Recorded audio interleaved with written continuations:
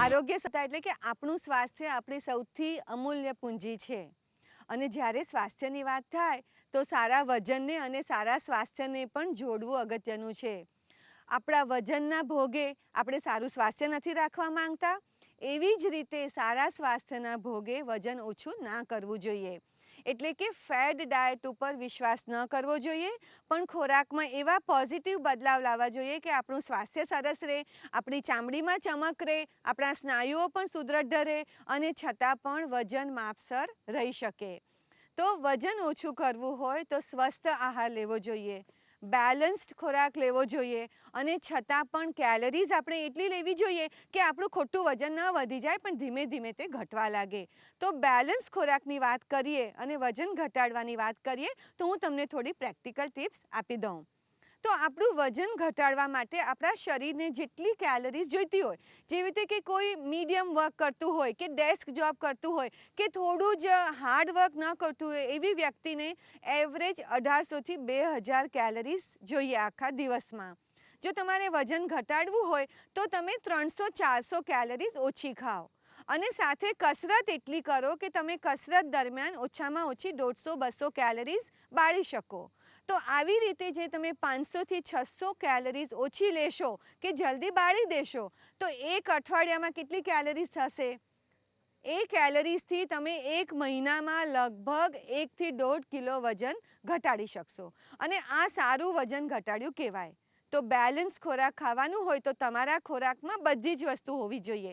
અનાજમાંથી બનેલી રોટલી છે, પરોઠા છે, ભાત છે, ઈડલી છે કે હોલ ગ્રેનની બનેલી બ્રેડ છે તે પણ હોવું જોઈએ, પણ તેનું સર્વિંગ લગભગ 6થી 8 જ આખા દિવસમાં હોવું જોઈએ. એનો અર્થ એમ કે લગભગ તમને 600થી 800 કેલરીઝ ફક્ત કાર્બોહાઈડ્રેટમાંથી મળે. 600 કેલરી લો કાર્બોહાઈડ્રેટમાંથી તો પણ ચાલે. પછી આવશે પ્રોટીનની વાતો. જો તમે પ્રોટીન વધારે પડતું ઓછું લો તો શું થશે કે તમારું શરીર, જે સ્નાયુઓ સારા રહેવા જોઈએ કે શરીરના કોષોએ સારું કામ કરવું જોઈએ, તેના માટે તેને સફિશિયન્ટ પ્રોટીન નહીં મળે તો તમને બીમારી જલ્દી લાગી જશે. માટે પ્રોટીન પણ લેવું જોઈએ. રોજની 2 વાટકી જેટલું કઠોળ કે દાળ ખાવું જોઈએ. જો નોનવેજ ખાતા હો તો તેટલા પ્રમાણમાં નોનવેજ ખાવું જોઈએ, પણ નોનવેજમાં તમારે રેડ મીટની જગ્યાએ ઓછા કોલેસ્ટ્રોલ અને ઓછા ફેટવાળું મીટ લેવું જોઈએ. તો પ્રોટીન પણ આટલું અગત્યનું છે. પછી જરૂર છે શાકભાજીની. શાકભાજીની તો ડાયટ મોડિફિકેશનમાં ખૂબ જ અગત્યતાના છે, કારણ કે મોટા ભાગના શાકભાજીમાં બટેટાની વાત કરીએ કે શક્કરિયાની વાત કરીએ તો કેલરીઝ આવી જાય. બાકી બીજા બધા શાકભાજીમાં પ્રમાણમાં કેલરીઝ ખૂબ ઓછી હોય છે. તો શાકભાજી ઓછામાં ઓછું 4થી 5 વાટકી ભરીને આખા દિવસમાં ખાવું જોઈએ. પછી તમે બાફેલા શાકનું સૂપ પીવો કે સેલાડ ખાઓ કે ઓછા તેલમાં બનાવેલું શાક ખાઓ કે રાયતું ખાઓ, પુષ્કળ શાકભાજી ખાઓ. જ્યારે શાકભાજી વધારે ખાશો તો રેસા વધારે જશે. રેસા વધારે જશે તો પેટમાં ફૂલનેસ વધારે આવશે અને એ તમને ચોક્કસ જ મદદ કરશે. તો શાકભાજીનું પ્રમાણ તમારા ડાયટ મોડિફિકેશન પ્લાનમાં વધારી દો. જ્યારે વજન ઓછું કરવાની વાત આવે તો ફ્રૂટને ચોક્કસ જ વધારે મહત્ત્વ આપજો.